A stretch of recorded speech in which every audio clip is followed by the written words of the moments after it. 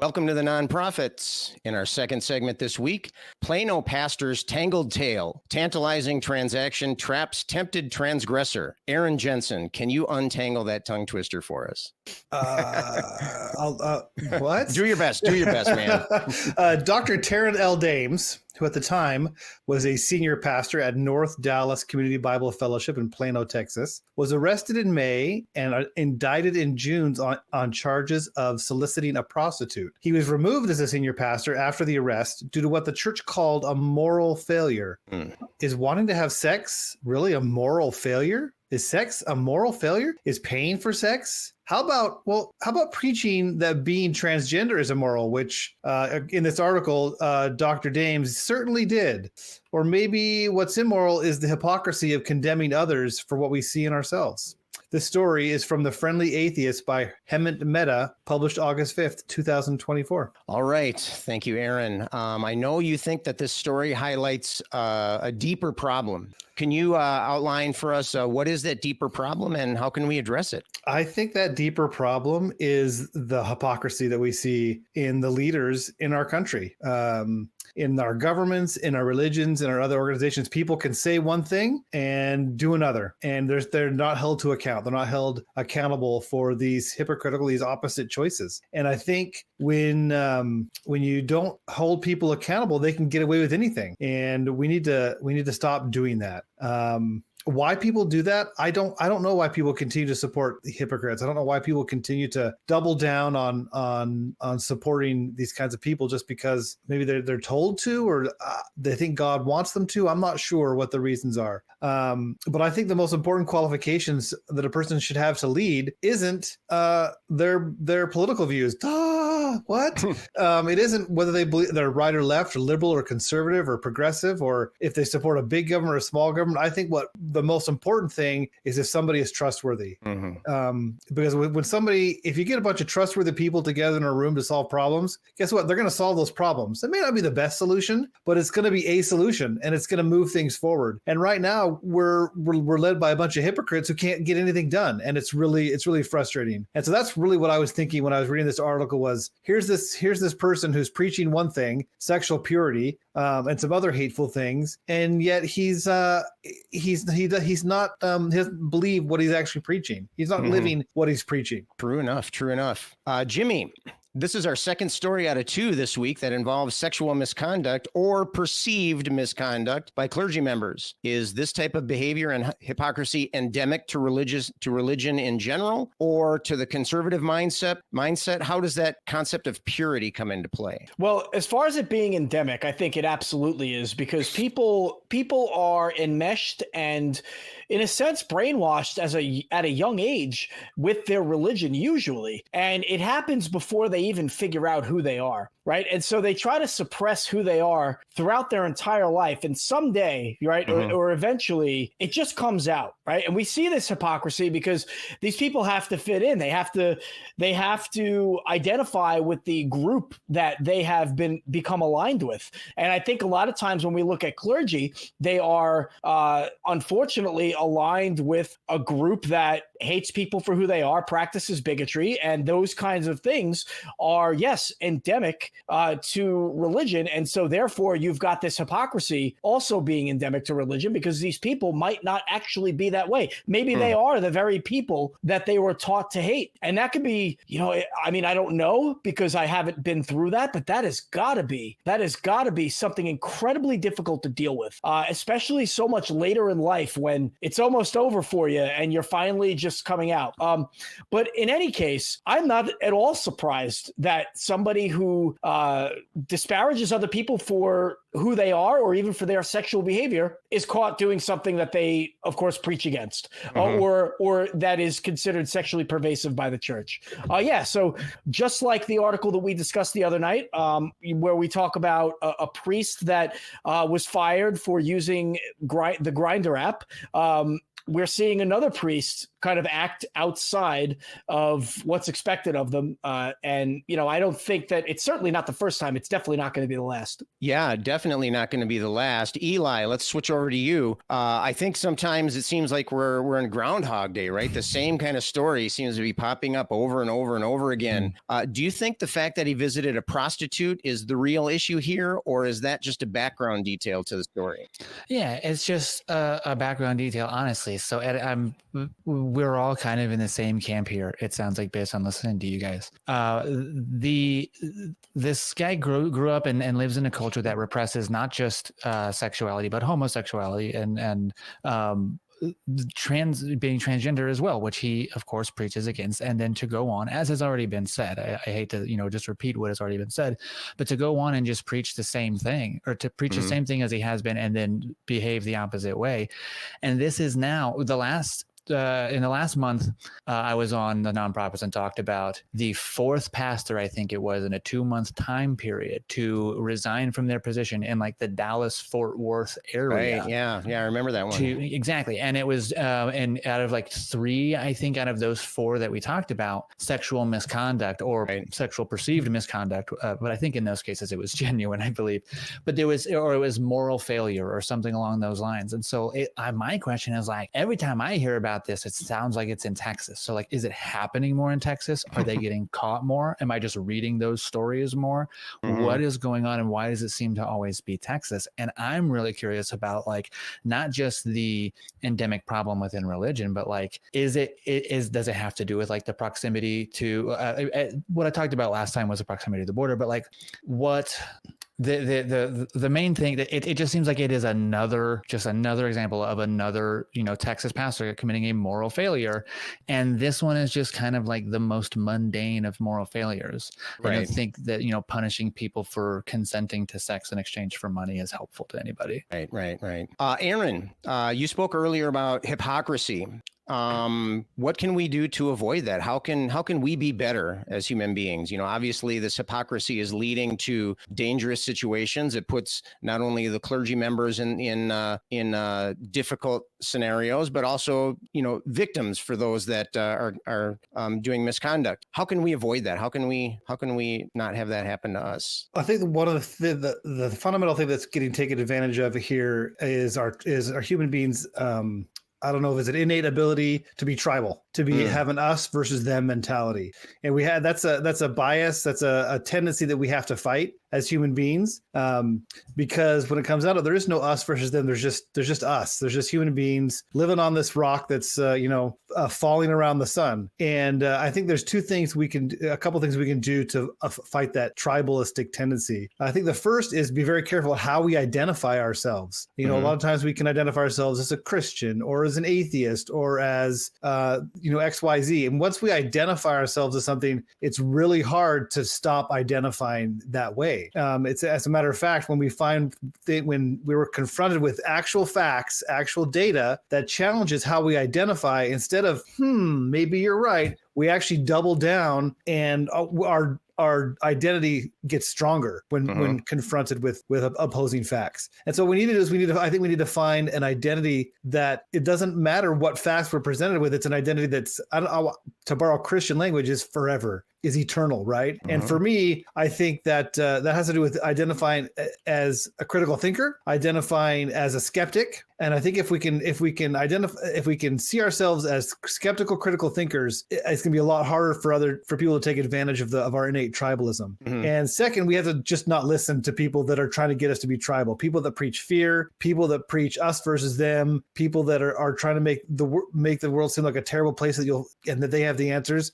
We just need to run away, as far away from people like that as possible. Yeah, definitely. We need to, if you're going to hitch yourself to a wagon, you want to make sure it's a good wagon, right? You want to make sure that you're going the right direction. Jimmy, I know you had a couple other things you wanted to sneak in here, going back to your earlier point. What did you want to add to that? Yeah, well, I talked a lot about hypocrisy in the church, and I didn't really bring up enough, or at least finish the thought on how that's related to maybe the conservative mindset in this country. Now, of course, conservatism doesn't necessarily mean you hate the LGBTQ community. Unfortunately, in this country, It very much does, right? And we see that the conservative mindset, people who are politically conservative, have aligned themselves with more traditional religious aspects, in which we see the oppression of people for acting on their instincts, acting on who they are, being themselves. But the hypocrisy falls on those conservatives as well, not just the clergy members. And we saw that the Grindr app, right, getting back to Grindr, actually crashed in Milwaukee and in other cities around the RNC convention when everybody came in for the RNC convention. Now, we saw that in Milwaukee, and then in a suburb of Milwaukee, which was called, get this, Cream City. I don't know. You can't make this stuff up, folks. You can't make this stuff up. We saw this happen for the RNC convention in Cleveland, also in 2016. So we know that people are out there and they're being dishonest about who they are, and that is not reflecting in the policies that they're supporting, which is counterproductive, and it's incredibly hypocritical, and it harms people. Now, this also happens with DNC conventions, but I don't think anybody would be surprised there. But you know what? What we also shouldn't be surprised at is that Democrats or liberals are also religious, but they don't take this this dark mindset. They don't take this end of days, very dogmatic mindset towards people who want to be sexually expressive or want to be homosexual or transgender or what have you. So I do think that there is a hypocrisy that has plagued far-right thinking, or at least how you define far-right thinking in American politics. And by the way, I just want to say that Times Square is the number one Grindr activity. Number two, Capitol Hill. Okay. And a very good source of this was a Newsweek article I read called Grindr Olympics Village in Paris, Paris 2024. So I think that Grindr app had some problems during the Olympics as well. So just a tidbit of information for you. All right. Learned so many fun things today. Yeah. Thank you. Fun facts today. All right. Well, okay. So here's a question. In trying to find out the original arrest information for the story, I could not find any mention on whether or not this undercover officer that Dame solicited was a female. And my thought was, kudos, right? That's an irrelevant detail, and they left it out of the story. And we want to read a story where the information is relevant, not just put in for hype and that kind of thing. Because we're all familiar with that practice of news reporters and editors, including irrelevant details just for kind of like the shock value, the uproar that's created. So in this story here, Hemant Mehta mentions Dame's history of anti-trans rhetoric. And that's it. That was in the headline.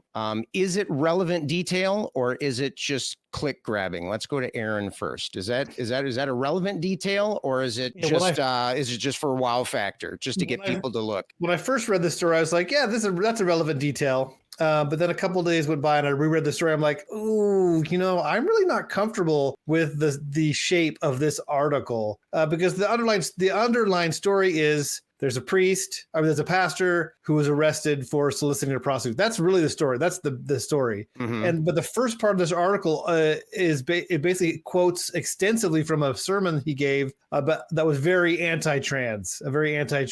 It's a terrible, terrible sermon. And I'm not sure what the two have to do with each other. Mm-hmm. I think the writer of this article kind of had maybe a little bit of bias. They had a little mission here they wanted to accomplish. They really wanted to not just point out the hypocrisy in this pastor, but also maybe take him down a peg or two. And they went out and they found a sermon that would do that and quoted it extensively, and then reported on the crime that was committed. So yeah. I'm not sure the article is 100% newsworthy. Well, you did mention hypocrisy earlier, and I think we could agree that it's important to point out the hypocrisy here. I think that's an important part of the story. Whether or not the details of how that hypocrisy was enabled, I don't know. I mean, that's I think it's certainly a good discussion to have about this. The sermon is certainly something to talk about how anti-trans it was and how awful awful it was. Right. But to put it in an article along with, oh, by the way, and this guy was also charged with a crime. I just don't see how the two are necessarily related. I think the author is trying to make clickbait. It's kind of, I think it does seem a little clickbaity to me. Eli, do you agree with Aaron, or what's your thoughts on that? I'm honestly kind of going through the same exact thing Aaron described. So like at first I was like, yeah, that's a relevant detail because that's what makes it a story. I don't care that this person agreed to have, like these two people agreed to have sex and one of them agreed to give the other person money. That's like two agreements that I see, right?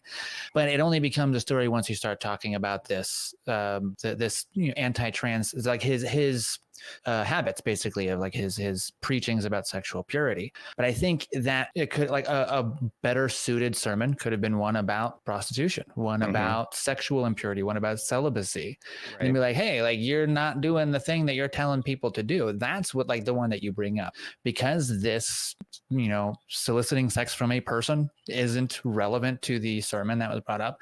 I think it kind of, I'm with Aaron on this. I think it just kind of is out of place a little bit. I don't want to call it like clickbaity or like gotcha necessarily, but it almost, I think, kind of starts to reach toward that. It's not so much directly irrelevant, but perhaps it's indirectly irrelevant enough that, I mean, it could be seen that way. I don't know. Jimmy, let's jump down to you. I want to get your feedback on what we were just talking about, but then I want to expand it and get your thoughts on prostitution in general. Eli kind of started talking about it a little bit about he doesn't have a problem if two consenting adults want to have sex and one of them wants to give the other one money for that. I mean, there are problems with prostitution practically, I think, but the moral issue may be overblown by some people. What are your thoughts on that, Jimmy? Well, I think that the hypocrisy could have been pointed out by a number of sermons that he would have given. It wouldn't have to just be one on transgender. You could talk about any number of things, kind of sticking to God's code, if you will, or whatever the hell that means. But, obviously clergy have a different code than the rest of us, I think. So these things about being moral, but then going and breaking the law. I don't necessarily think that the transgender sermon is relative to the arrest. However, and so I'm in agreement there. However, I think it's fair game. You really want to clobber this guy and point out hypocrisy. Why don't you, kind of show a guy who talks about the sanctity of marriage, who probably supports, the ideas that many churches have or Christianity has in general about controlling one's sex life, and then go look at a guy who behind the scenes goes and pays somebody for sex, and it's illegal. Okay. So I'm not saying it should be illegal. I'm just saying, but by our agreed code of laws in this country, it's illegal, point blank. Right. And this guy probably preaches morality. So, there are a couple of ways to kind of slice this. It's one, the transgender aspect fits in because it deals with people's sexuality. It deals with people's identity. And then this guy identifies as a moral man and goes and commits some kind of sex crime. I'm fine with clobbering him that way. So Aaron, I asked Jimmy a more general question about prostitution. What are your thoughts in general? Do you think prostitution should be illegal? Do you not have a problem with it? Or and keep in mind that there are downsides to it, though. It opens up vulnerable populations to manipulation and to abuse and violence and that kind of thing. But the idea in general, what are your thoughts on that? I think it should be legal because you're never going to not have people paying for sex. You're just not. And if you're trying to discourage it by making it illegal, you're not going to. You might as well make candy illegal or cookies illegal. People are always going to eat candy and cookies, right? Okay. Or the prohibition, right? In the United States in the 20s and 30s, it was illegal to have and produce and consume alcohol. That didn't stop anybody from drinking. Okay. I think it's the same thing here. I don't know. I know there's data out there. I know there are countries where it is legal. I don't know what new problems you would have by making it legal. I don't know if it improves sex trafficking or not. I don't know if it empowers sex workers or not. I don't have any of that data, but in general, I am for making sex for money legal. Okay. So Eli, I'll give you the last word on this. So Aaron is saying that prostitution, there's not a moral problem with that. You know, people can pay for other kinds of work too, as well. You know, it's somebody using their skills and their body to perform a service for somebody, and they're getting paid for that. I mentioned that prostitution as a profession does open vulnerable populations, in particular children, and women that might not have other opportunities to take care of themselves and that kind of thing. Do you think that balances the scales here, or do you think? I mean, because Aaron was saying that. I totally derailed, so maybe I should just jump ship here. So Eli, does that balance out? Is it a moral issue? Is it a safety issue? Which way is that pushing this subject here? I can definitely see that, like, there are laws in place to protect, like you said, the vulnerable population. So like people that don't want to be prostitutes should not be prostitutes, and I think there should be like methods and laws in place to protect those people. But people who are willing, like I think if somebody wants to go online at like whatever the websites are that they're using and be like, I'm willing to do this for money, and like if they're contacted by the police and police get them in the room and they're like, hey, like, are you doing this? Like, do you want to do this? Is this your choice? And they're like, yeah, I'm fine. And they should leave them alone and let them do it. And like that causes problems too, because people who are too afraid of the person that's forcing them to do it, or they have like family on the line, it does cause issues. So it's really difficult to find like what is a good solution. I'm not a policymaker. I'm not a legal expert. I couldn't even begin to break this down like to the depth that it needs to be. But in general, I think that giving people the right to choose, which is what empower really means. And I think people confuse that word a lot. Empowering people to make that choice when they want to, I think causes no harm. Okay. All right. Well, interesting conversation. Thank you for joining me today. Thank all of our viewers. And if you want to watch any more of this, click one of these links.